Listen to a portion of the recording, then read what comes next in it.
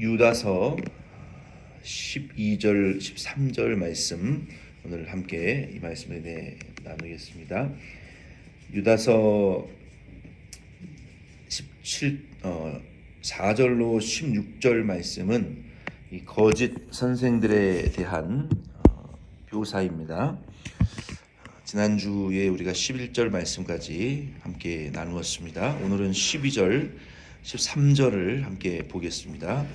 특별히 12절 말씀을 같이 제가 읽겠습니다.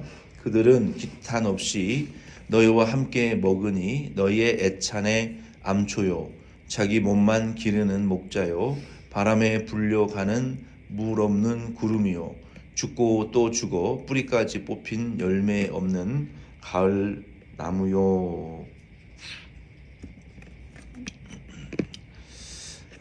이 12절 말씀에는 이 거짓 교사들의 이 경건하지 않은 지난 시간에 우리가 거짓 교사의 가장 큰 특징을 우리가 한 구절로 우리가 정의한다면 이 경건하지 않는 자들이라고 우리가 이 말씀을 나눴어요. 그래서 그 하나님의 자리에 올라가서 하나님의 말씀을 경건하지 않은 자들의 특징은 변질시키는 특징이 있습니다. 그래서 하나님의 말씀을 좀 교묘하게 아주 애매모호하게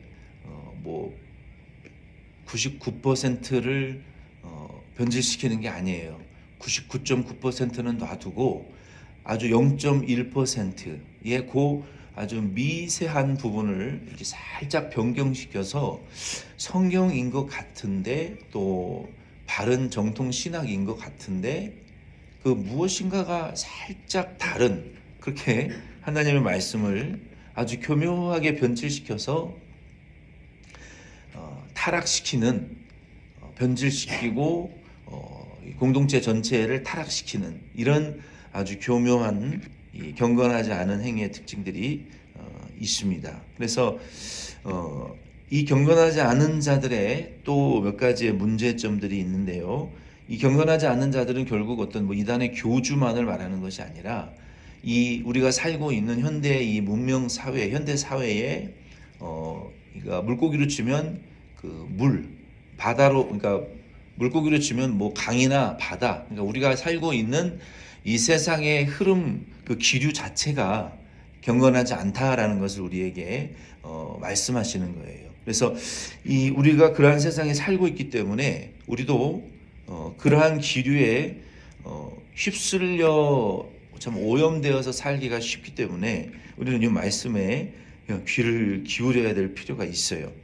이 경건하지 않은 자들의 12절에 보면 몇 가지 행동의 문제점들이 있는데 그들은 애찬의 암초다라고 말하고 있어요. 이 애찬의 암초라는 것은 그러니까 이 애찬이라는 것은 초대교회에는요 먼저 교회에 모이면 성만찬을 나누었어요. 근데 그 성만찬을 나눌 때 지금처럼 이 조그마한 잔과 이렇게 작은 이 조그마한 전병을 우리가 혹은 빵이나 떡을 원래 예수님이 나누신 것은 빵입니다. 이만한 빵을 이렇게 뜯어가지고 그 빵이 찢어지는 것을 보여주면서 내 몸이 이처럼 십자가에서 찢어질 것이다. 그래서 그 빵을 찢어서 주시면서 그거를 또 찢어서 나누어라. 그러니까 이 예수님의 이 생명의 능력이 믿는 자들에게 서로 배가 되고 오병이어와 같이 커지고 뗄수록 커지고, 그러니까 이 복음은 나눌수록 부족할 것 같지만 내가 나누어서 받은 것을 또 나누어주면 그대로 커지고, 내가 나눈 그 예수의 생명을 다른 사람에게 나눌수록 내게 없어지는 것이 아니라 내게 또 커지고 받는 사람도 커지는 이 예수님의 생명의 역사를 오병이어를 통해서 우리에게 나눠 가르쳐 주시면서 그런 이 성만찬을 우리에게 제정해 주셨잖아요. 그래서 이 초대교회가 모일 때 먼저 그 빵과 이 포도주를 나누면서 예수님이 마지막 만찬에서 나누신 그 성만찬을 기념하면서 거의 식사의 수준으로 이 성만찬을 아주 배부르게 한 사람이 이 빵 하나 한 덩어리를 먹는 그런 애찬을 먼저 나누고 그리고 예배를 드렸단 말이에요. 근데 우리 교회는 이제 반대죠. 먼저 예배를 드리고 우리는 성만찬이 아니지만 식사를 하죠. 그러니까 이런 그 애찬의 교회의 영적 사랑과 그런 모든 교제를 또 가리켜서 애찬이라고 말할 수 있어요. 그러니까 교회가 우리가 예배드리는 이 중대한 이 거룩한 행위가 있고, 그리고 또 중대한 것은 성도의 이 교제가 있단 말이에요. 교제라는 것은 뭡니까? 코이노니아, 우리 교회의 5대 중대한 본질이잖아요. 우리가 예배는 우리가 정말 제일 중요하죠. 근데 우리가 그만큼 중요한 게 성경은 뭐라고 말하고 있냐면 이 코이노니아, 그러니까 교제가 뭐 2차적인 것이 아니라 해도 되고 안 해도 되는 것이 아니라 교제는 본질적인 거예요. 교회에 우리가 함께 교제하는 거, 그러한 모든 이 교제의 흐름을 애찬의 암초라고 그랬어요. 마치 배가 밑에 암초가 있는 줄 모르고 지나가다가 부딪혀서 그 배를 완전히 파손시키는 것과 같은 이 경건하지 않은 자들의 행동의 특징은요, 우리 성도들의 교제, 뭡니까? 우리가 서로 예수 안에서 예배드리고, 우리가 친교를 나누고, 우리가 예수님 안에서 우리가 서로 사랑하고, 우리가 대화를 나누고, 함께 교회에서 시간을 보내고, 우리가 가정 목장에서 예배로 또 모이고, 우리 일상생활을 나누는 그러한 대화와 우리의 모든 일상생활 가운데에서 이루어지는 그 믿음의 교제가 있잖아요. 근데 그 교제를 딱 깨트리는, 그 관계를 딱 깨트리는 그런 우리 교회라는 교제의 배가 가다가 암초에 팍 부딪혀서 꼬르륵 좌초하는 것처럼 사람들, 성도들 간의 이 관계와 교제와 대화와 이 대면과 함께하는 그 교제를 그냥 빡 깨뜨리는 어떤 말, 어떤 그 행동, 우리의 어떤 이게 언어적이지 않은 어떤 우리의 행동들, 이러한 표현들, 이러한 것들을 통해서 교회 안에 성도 간의 그러한 교제의 분위기를, 지류를 다 깨뜨리는 그런 이 암초와 같은 특징이 있다라는 거예요. 그래서 그러한 사람들은 이 교회와 성도와 우리의 일상 속에 이미 존재하면서, 그리고 교회에 함께 해요. 그리고 주위를 맴돌면서 알지 못하게 이 교회의 그 교제의 흐름과 분위기를 깨트리는 그 치명상을 입히는 그러한 이 행위를 경건하지 않은 자들은 한다는 거예요. 그리고 또 이런 사람들은 자기의 몸만 기르는 목자라고 말하고 있어요. 마치 한 달란트를 땅속에 묻혀서 썩힌 이 종들처럼 맡겨주신 사역에 열매가 없어요. 주님이 한 달란트라는 영생을 우리에게 주셨잖아요. 그러면 다 준 건데, 하나님, 나는 가난하고 건강도 약하고 우리는 수고해도 잘 노력의 열매가 없고 뭐 여러 가지 환경적인 어려움을 인해서 하나님에게 자꾸 핑계를 대고 나중에 할게요, 다음에 할게요, 주님께서 원하시는 일들을 하지 않고 자꾸 우선적으로 해야 될 일이 있는데 그 일을 하지 않고 그 부수적인 일들을 자꾸 하면서 인생을 허비하는 그러한 한 달란트를 받은 성도와 같이 주님이 주신 영원 구원의 문제는 제쳐놓고 다른 그 부수적인 일들만을 자꾸 중대하게 여기고 한 달란트를 땅속에 묻어놓고 주님이 원하시는 일은 하지 않는 그런 사역의 열매가 없는, 도리어 손해를 보고 전진이 아니라 퇴보시키는, 에스겔 34장 2절 6절이나 요한복음 10장 11절, 그러한 어떤 믿음의 형태를 가리키는 거예요. 그리고 또 희생하지 않고 섬기지 않는 그런 교육자들, 리더들을 의미하는 거예요. 하나님이 다윗을 정말 위대하게 보셨던 이유 중에 하나는 하나님이 맡겨주신 것을 어떻게든 배가시키고 부흥시키고 열매 맺게 하려고 하고, 그 하나님이 맡겨주신 것을 뺏기지 않으려고 하는 그런 어떤 강한 의지가 다윗에게는 있었어요. 그래서 아버지가 자신을 버리다시피 너는 쓸모없고 출세도 못하니까 들에 나가서 짐승의 무리에 섞여서 짐승처럼 그냥 살면서 양이나 돌봐라라고 버렸거든요, 거의. 근데 다윗은 그 상태에서 우울해하거나 어떤 그 아버지를 원망해서 막 소극적으로 살아가거나 자기의 환경과 상황을 탓하면서 그냥 떠밀려서 살아가는 인생을 살지 않았어요.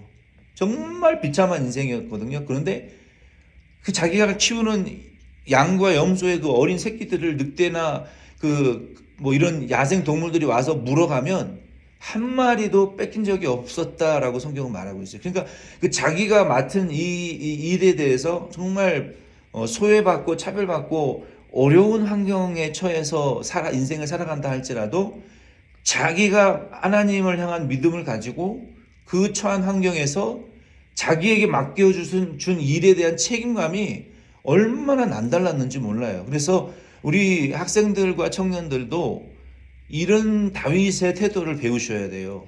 아무리 환경이 어렵고 열악한 상황이라 할지라도 그 상황에서 내게 맡겨주신 작은 사소한 일과 모든 일에 대한 책임을 철저하게 다윗처럼 뺏겨서는 안 되는 거예요. 근데 하나님이 왜 사울을 쓰실 수가 없었냐면 그 믿음 이전에 인생이 책임감이 없었어요. 사울은 하나님이 하신 말씀을 끝까지 바르게 붙들질 않았어요.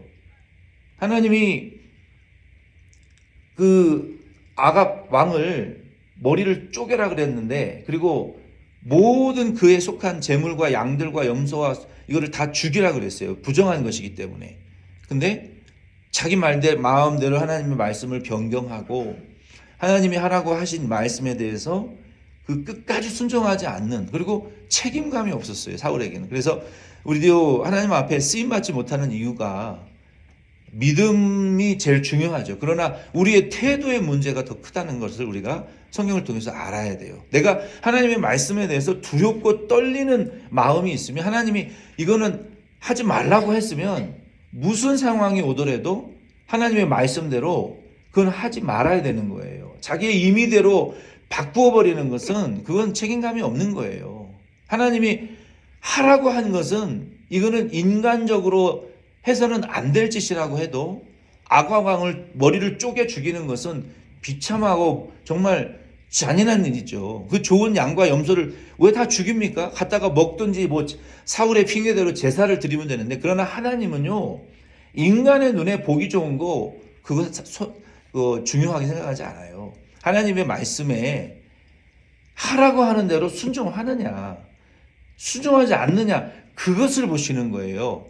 내가 사람들 앞에서 어떻게 비추어지고 사람들에게 윤리적으로 어떻게 보여지는가가 중요한 게 아니라, 그런데 하나님의 말씀을 순종하는 사람은 윤리적으로도 하나님 반드시 높은 수준의 이 평가를 받게 하십니다. 결코 욕먹게 하지 않으세요, 인간들 사이에서. 그런데 다윗은 그 하나님의 말씀을 두려워 떨지를 않았어요. 그러니까 그런 하나님의 말씀을 자기 마음대로 변경해버리고, 하나님이 하라고 하는 것은 안 하고 하지 말라고 하는 것을 하는 그 첫 번째 시험에서 떨어졌기 때문에 그 성실하지 않고 책임감이 없는 거거든요. 하나님 그러한 사람을 절대로 성경에 보면 쓰시지 않더라고요. 그래서 저와 여러분도 믿음이 제일 근본적인 것입니다. 그러나 그만큼 중요한 것은요, 우리의 마음의 태도가, 우리의 삶의 태도가 믿음만큼이나 똑같은 무게감으로 중요하다는 거예요. 그래서 그것이 바뀌어지지 않으면 하나님 절대로 우리를 축복하실 수 없어요. 절대로 우리의 삶에 복을 주실 수 없습니다. 그래서 저와 여러분들은 우리의 이 말과 우리의 마음의 태도가 곧 우리의 믿음이다라는 것을 성경은 말하고 있다는 것을 여러분 꼭 깨달으시고, 그게 믿음만큼 동일한 무게감으로 중대하다는 거예요. 그렇지 않으면 여기 애찬의 암초와 같이 우리 교회의 교제와 사랑과 은혜의 이 분위기를 말 한마디로 그냥 깨트리는 거예요. 우리의 표정 하나로 그냥 깨트리는 거예요. 우리 교회 분위기, 그러한 교제의 분위기들, 또 새신자들이 왔을 때, 또 우리가 서로를 대할 때, 그래서 우리는 자기 몸만 기르는 목자와 같이 한 달란트 맡은 종처럼, 또 애찬의 암초와 같이 우리는 교회에 있어서 내 자신이 내가 교회의 분위기를, 이 교제의 분위기를 깨트리는 어떤 걸림돌이 되는 것인가, 아니면 그 교회라는 배가 잘 앞으로 전진할 수 있도록 순풍과 같이 우리의 모든 언행 심사가 잔잔한 바람과 같이 우리가 밀어주는 역할을 하는 사람인가, 아니면 서로의 이 배를 깨트리는 역할을 하는 사람인가.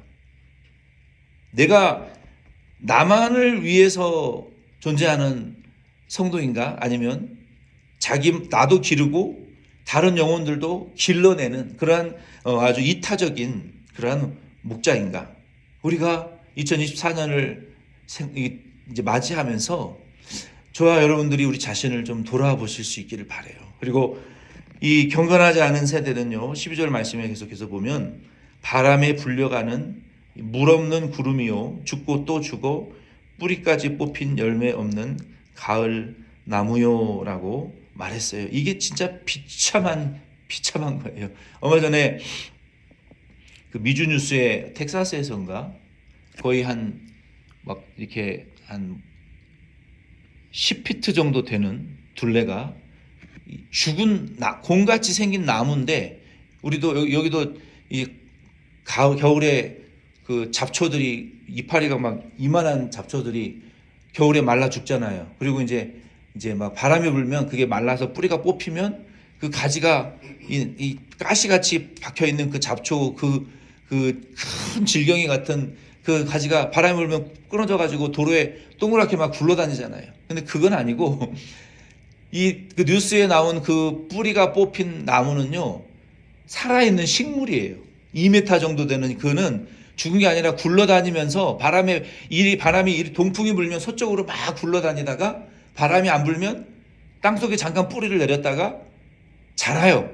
그리고 또 바람이 불면 또 뽑혀서 이리저리 굴러다니는데 2m가 넘는 큰 바람에 굴러다니는 그 식물이 이 뉴스에 나왔어요.